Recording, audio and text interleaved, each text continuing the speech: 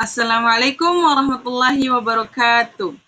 Perkenalkan, saya Siti Nur Hidayah, mahasiswi IAI DDI Sidrap, Program Studi Pendidikan Agama Islam semester 3.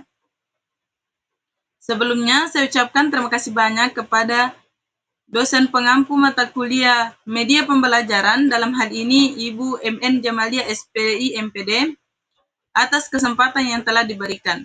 Alhamdulillahirabbil alamin, wassalatu wassalamu ala asyrafil anbiya'i wal mursalin sayyidina Muhammad wa ala alihi wa ashabihi ajmain, amma ba'd. Adapun pembahasan kita pada kesempatan ini adalah hukum nun sukun atau tanwin di dalam ilmu tajwid. Untuk mengetahui lebih jelasnya lagi, kita akan masuk kepada pembahasan.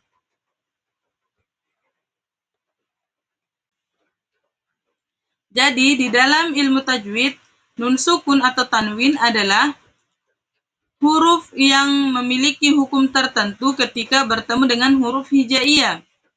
Nun sukun adalah nun mati, sedangkan tanwin adalah harokat ganda yang bunyinya mirip dengan nun sukun. Di sini teman-teman bisa melihat ada nun sukun dan juga tanwin. Nun sukun adalah nun mati atau nun yang tidak berharokat, sedangkan tanwin adalah baris ganda. Sebenarnya nun sukun dan tanwin itu sebenarnya sama dalam segi penyebutan, akan tetapi dalam segi penulisan itu berbeda. Perhatikan contoh di samping. Masalan. Masalan yang pertama itu menggunakan tanwin, sedangkan masalan yang kedua menggunakan nun mati. Penyebutannya sama, akan tetapi penulisan berbeda. Contoh kedua, nuhun. Nuhun pertama menggunakan tanwin dan nuhun kedua menggunakan nun sukun. Penyebutannya tetap sama, akan tetapi penulisannya berbeda. Dan contoh ketiga itu ada ainin. Ainin pertama menggunakan tanwin, sedangkan ainin kedua menggunakan nun sukun. Bacaannya tetap sama, akan tetapi penulisannya berbeda. Di sini, setelah kita memahami apa itu nun mati dan apa itu tanwin, sekarang kita belajar tentang jenis-jenis hukum yang ada pada nun sukun dan tanwin. Nomor 1 itu ada idhar kholqi, jelas dan tidak berdengung. Idgham bigunnah, melebur menjadi satu disertai dengung. Idgham bila gunnah, melebur menjadi satu tanpa dengung. Iqlab, membunyikan suara nun sukun atau suara tanwin menjadi suara mim. Ikhfa hakiki, samar-samar disertai dengan dengung. Untuk lebih jelasnya, mari kita perhatikan penjelasan berikut.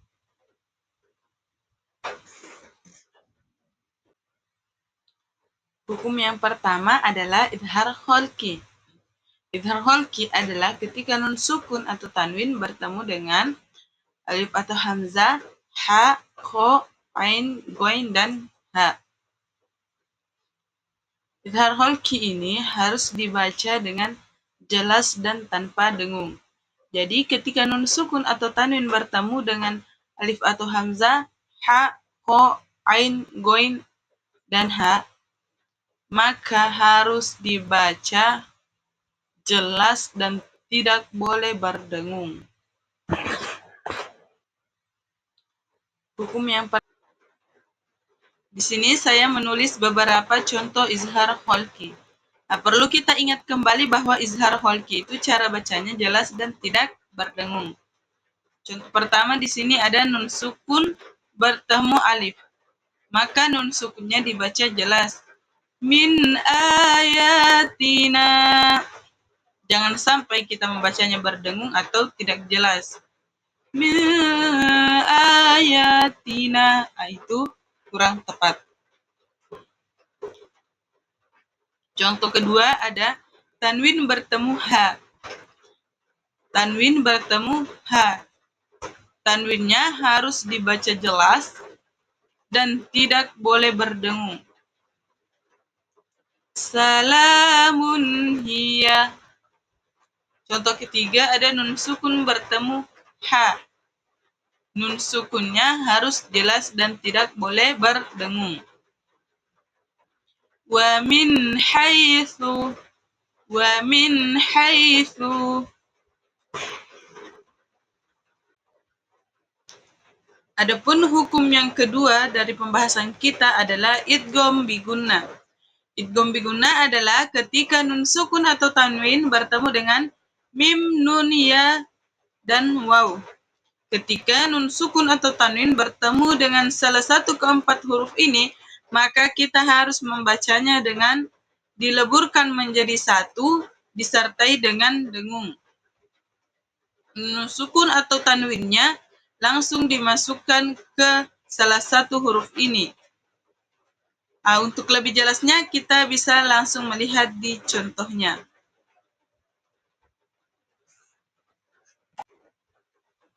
Ya, di sini ada beberapa contoh idgham bi gunnah.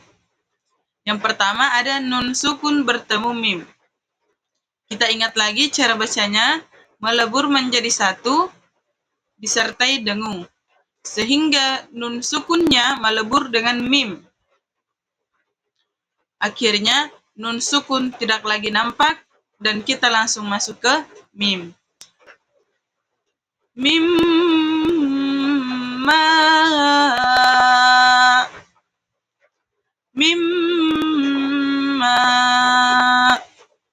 Jadi tidak dibaca min ma. Contoh kedua ada tanwin bertemu waw. Maka tanwinnya dianggap tidak ada dan kita langsung masuk ke waw. Burujaw wa zayyannaha. Burujaw wa zayyannaha.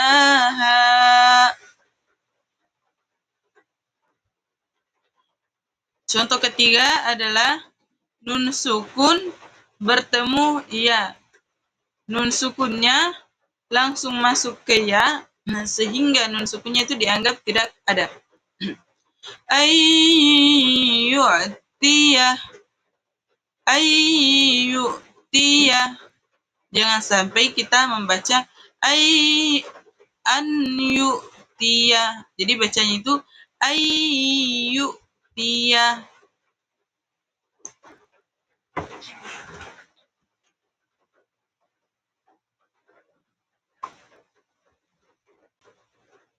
Teman-teman, hukum selanjutnya adalah idgham bila gunnah. Idgham bila gunnah adalah ketika nun sukun atau tanwin bertemu dengan lam dan ro. Ketika nun sukun atau tanwin bertemu dengan salah satu kedua huruf ini, maka kita harus meleburkannya menjadi satu dan tidak boleh berdengung. Ketika nun sukun atau tanwin bertemu dengan lam dan ro, maka melebur menjadi satu tanpa dengung. Untuk lebih jelasnya, kita akan membahas lagi di contoh.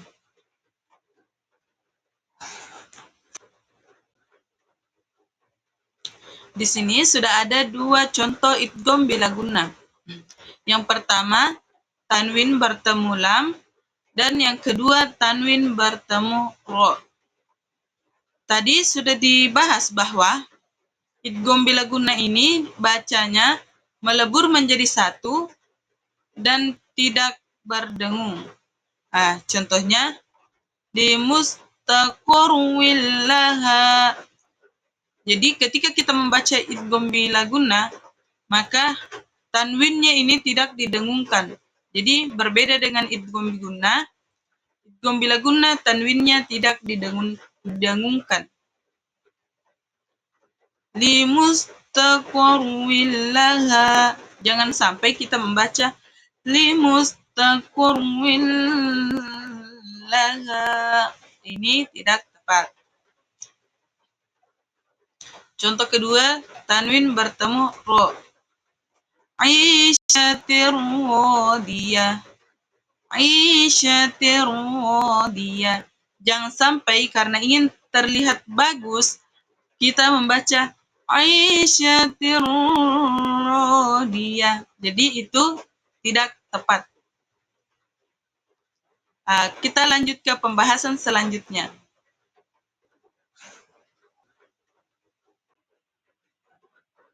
Pembahasan keempat kita pada saat ini adalah iklab. Iklab adalah ketika nun sukun atau tanwin bertemu dengan ba. Adapun cara bacanya, suara nun sukun atau tanwin diubah menjadi suara mim. Untuk lebih jelasnya, langsung saja kita masuk ke contoh.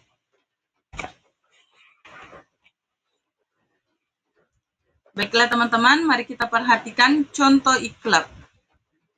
Di sini ada penulisan nun sukun bertemu dengan ba. Kita ingat lagi, cara bacanya adalah mengubah suara nun sukun atau tanwin menjadi suara mim. Seperti pada contoh, bi ayyi dzambin qutilat. Mungkin penulisannya bi ayyi dzambin, akan tetapi bacanya bi ayyi dzambin qutilat. Nun sukunnya diubah menjadi suara mim. Bi ayyi dzambin qutilat. Baiklah, kita lanjutkan ke pembahasan selanjutnya.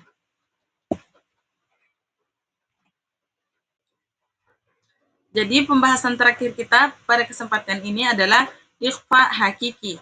Ikhfa hakiki adalah ketika nun sukun atau tanwin bertemu dengan salah satu dari 15 huruf ini, yaitu ta, sa, jim, dal, zal, sin, shin, so, do, to, zo, fa, qaf, ka. Nah, ketika nun sukun atau tanwin bertemu dengan salah satu dari huruf-huruf ini, maka dibaca samar-samar disertai dengan dengung. Untuk lebih jelasnya, kita langsung masuk ke contoh. Di sini saya sudah mengambil 2 contoh ikhfa hakiki. Yang pertama, nun sukun bertemu dengan za. Yang kedua, nun sukun bertemu dengan sa. Baik, yang pertama adalah liyunzirakum. Nunnya dibaca berdengung dan samar-samar. Jadi jangan sampai kita membaca liyunzirakum. Maka nunnya harus samar-samar. Liyunzirakum. Yang kedua, ketika nun sukun bertemu dengan sa. Laqad khalaqnal insana. Jadi kita tidak mengatakan insana, tetapi kita membaca laqad khalaqnal insana.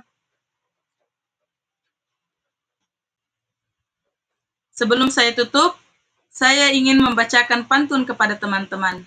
Mawar cantik ada di pekarangan, semerbak mewangi, menghapus gusar, maafkan atas segala kekurangan. Kritik dan saran silahkan, asal jangan kasar-kasar.